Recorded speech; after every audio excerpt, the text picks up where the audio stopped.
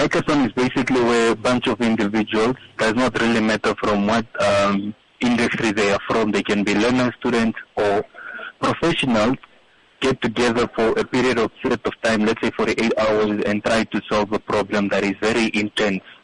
It can be a theory-based hackathon, it can be a tech-based hackathon, but the whole outcome of the hackathon or the whole mission of the hackathon is that we want to achieve a common goal as a group.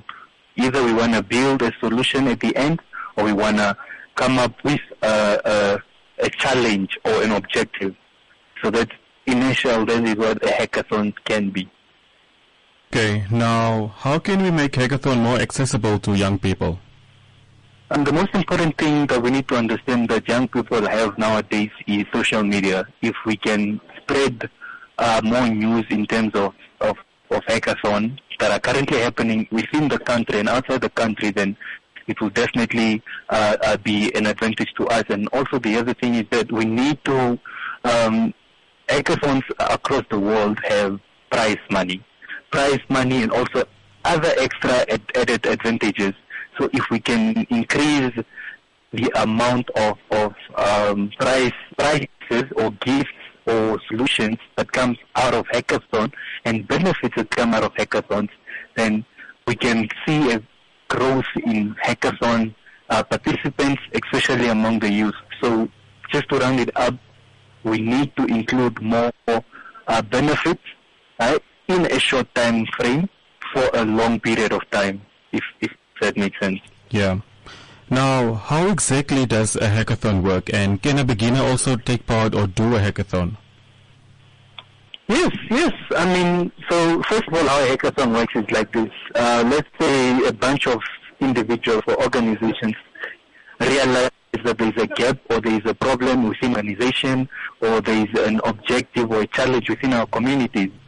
What will happen then is that organization or that community will, rather than sending out surveys, will invite the public, right? For example, we'll invite the public for, let's say, 48 hours, right? We're inviting the public for 48 hours to meet up at this certain venue, and then we have different people coming in from different backgrounds, right? That's the most important thing about hackathons. They can be closed hackathons and they can be open hackathons, right?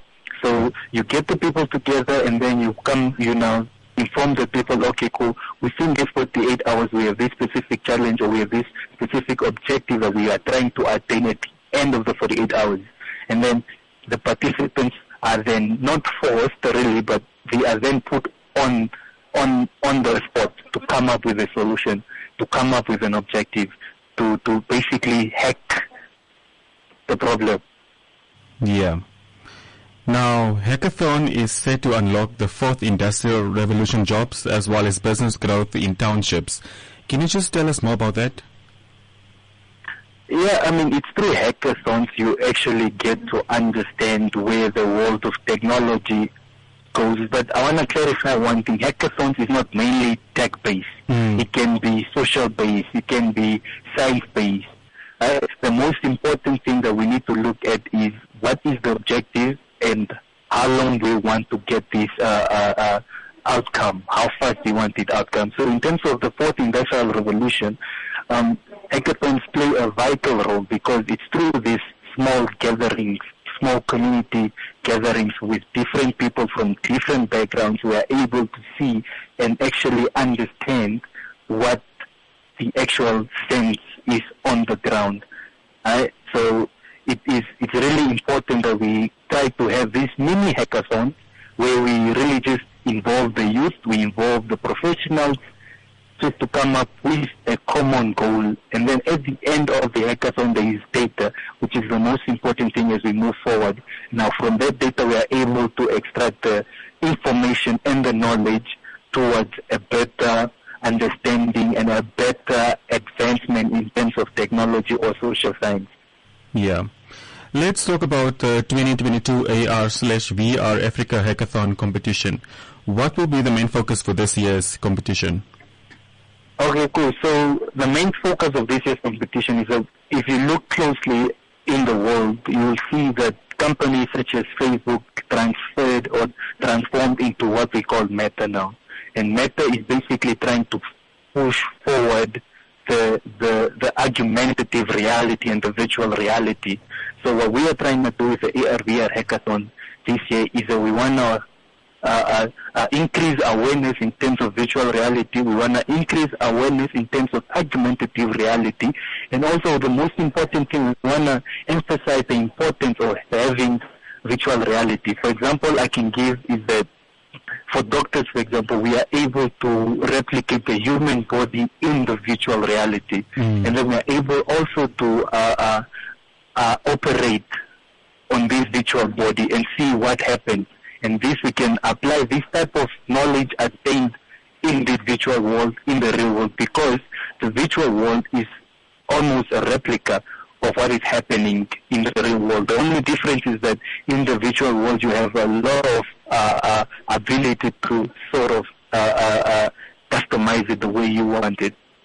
Now, who will be some of the judges during the competition, and how will the winners be chosen? So before we talk about the judges, let's talk about the prizes. We have three prizes. The first prize is going to walk away with 25,000. The second prize is going to walk away with 14,000, and the third prize is going to walk away with 12,000. Now, the judges, what we looked at is that we wanted to involve the entire different sectors of the country. We have professionals from the industry that understand the virtual world, that understand the technology, and we have lectures from the universities also that are responsible for nurturing such level of education. And then we also have people from the general public. So we have 4 judges currently, and what's happening is basically participants started hacking last week already on the online hackathon, and then what we are going to have now on Friday is the in-person hackathon, where that is going to be happening at NAS main campus, where we have different participants coming together and coming up with a solution in the different disciplines such as health, technology, social engineering, and then they create a solution in terms of virtual reality and augmentative reality. And then they are going to submit those solutions on GitHub, and then the judges are going to install these systems or these solutions on the VR headsets. And then also at the same time, once the VR headsets has been installed with the software, the participants are going to present their work to the judges, and then the judges are going to judge the in-person hackers and also the online hackers at the same time, so we get the 3 winners. And once we get our 3 winners this year, what's going to happen is that the 3 winners are going to move on to the second stage, which is now the African-wide competition, where they will have a chance to walk away with 100,000 as first prize. So that's a whole overview of the AR/VR hackathon. Yeah. Now, lastly, at the end of this hackathon competition, what do you hope will be the best outcome? What are your expectations? My expectations is that we get to see the need of augmentative reality within the Namibian context. We get to experience the benefits of augmentative reality and virtual reality. If we are able to get that data from this hackathon, then I believe moving forward we will be able to collaborate with bigger organizations across the world, and most importantly, we are also enriching our own youth in terms of what the current world level, what the current technology level in the world is. That's how it is